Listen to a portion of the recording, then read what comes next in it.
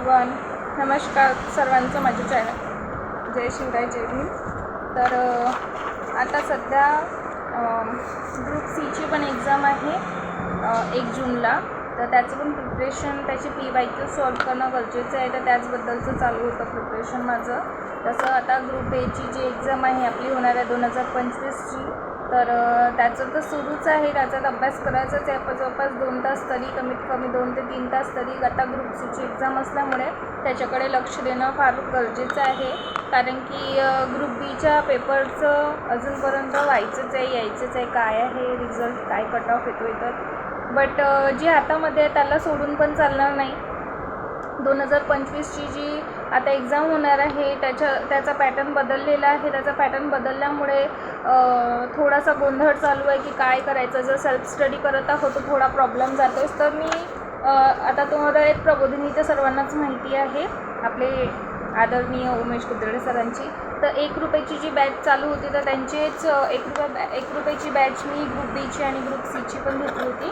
तर आता सध्या ग्रुप सीचा आज 30 डेजचं पेपर दिलेला आहे. तर ॲनालिसिस पेपर म्हणजे क्वेश्चन पेपर आपल्याला एक टॉपिक देतात.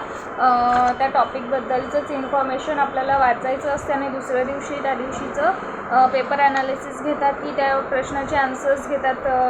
त्या याच्यामध्ये भरपूर लोक जॉईंड असेल. तर जवळपास आता भरपूर पेपर झालेले आहेत म्हणजे सॉल्व करून. डे 1, डे 2, डे 3, डे 4 असं करता करता जवळपास आजचं डेट 29 झालेला आहे. आणि डे 30चा पण पेपर दिलेला आहे. तर डे 30चा पेपर दिलेला आहे, त्याचा अभ्यास करून आज पेपर सोडवलेला आहे. आणि उद्या त्याचं ॲनालिसिस घेईल. त्याचं जे आहे त्याचे आन्सर्स सर घेईल. त्याचं व्हिडिओ रेकॉर्डेडमध्ये जे आपल्याला आन्सर्स सांगतात किंवा त्याचं जे कशा प्रकारचं एक्सप्लेनेशन आहे, आन्सर एक्सप्लेनेशन घेणार आहे. आणि जवळपास 40 दिवसाचे हे होणार आहे. पूर्ण आता 10 दिवसाची बाकी आहे. तर ज्यांनी नसेल घेतलं तर ते 1 रुपीजमध्ये आहे, तुम्ही घेऊ शकता. आणि जे बाकीचे पेपर्स आहेत ते प्रिंट करून घ्यायचे. त्याच्यासोबत OMR शीट पण दिलेली आहे. OMR शीट पण प्रिंट करून घ्यायची. आणि डेली जो आपण टॉपिक वाचायला दिलेला आहे तो टार्गेट कंप्लीट करून त्याच दिवशी पेपर होतो आहे आपला, तर पेपर सॉल्व करायचा बरोबर 1 तासाचा टाईम पिरियड लावून. आणि 1 तासाचा टाईम पिरियड लावल्यानंतर आपण किती सॉल्व होतात आपले बेसिस आपल्या किती क्लिअर जातात. आणि जसं सर ॲनालिसिस घेतात तर बघा, मी ॲनालिसिस जेव्हा सर सांगतात, आता हे जसं फॉर एक्झाम्पल हा डे 1चा पेपर आहे. डे 1च्या पेपरमध्ये भूगोलमध्ये टॉपिक दिले होते, जसं भूगोल, सामान्य विज्ञान आणि चालू घडामोडी असे 3 सब्जेक्टचे. तर फर्स्ट टॉपिक होता महाराष्ट्र आणि भारताची तोंडओळख, स्थान व विस्तार, प्रशासकीय विभाग. त्याच्यानंतर साऊंड अँड लाईट, साहित्य व कला घडामोडी. तर हे टॉपिक होते. तर हे आपल्याला जसं वाचून पेपर सॉल्व करायचे. त्याच ह्याच्यावर जवळपास 40-45 प्रश्न आहे. बस 35 प्रश्न भूगोलचे. त्याच्यानंतर बाकी अदर प्रश्न जे आहे ते 35 प्रश्न भूगोलचे. त्याच्यानंतर काही प्रश्न आपल्या सायन्सचे आणि बाकीचे जे उरलेले प्रश्न आहे हे काय म्हणतात त्याला, चालू घडामोडीचे प्रश्न आहे. अशा प्रकारचे 3 टॉपिक्सचे प्रश्न दिलेले आहे.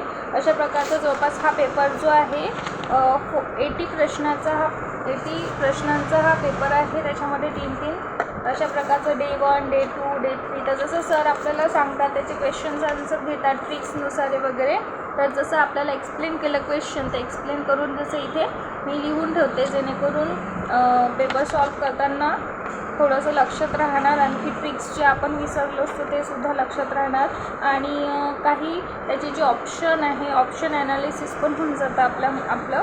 तर ग्रुप सीचा पण अभ्यास करत आहे सध्या. आय होप सो की कुठे ना कुठे लागला पाहिजे दिवा, जेणेकरून मम्मी पप्पालाही खुशखबरी देता आली पाहिजे की mummy papa I got it, मला ही एक पोस्ट मिळालेली आहे. त्या दिवसाचीच वाट आहे, त्या दिवसासाठी तेवढी मेहनत चालू आहे. आणि व्हिडिओ याच्यासाठी बनवत आहे की मला स्वतःला मोटिवेशन राहायला पाहिजे की मी अभ्यास करत आहे. मला माझा टाईम थोडासा राहिला, थोडं बोर झालं तर मी आता पेपर सॉल्वची ॲनालिसिस पाहत होती की काय केलं मी, काय सॉल्व नाही केलं, त्याचं ॲनालिसिस करत होती. स्वतःच PYQ पाहत होती.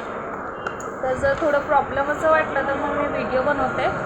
तर हे माझ्यासाठीच बनवते आणि तुम्हाला थोडासा हेल्प होत असेल तर चांगली गोष्ट आहे, अदरवाईज माझ्यासाठीच आहे तो व्हिडिओ. पण तरी तुम्ही लोक पाहत असेल कोणी तर मला नक्की सपोर्ट करा.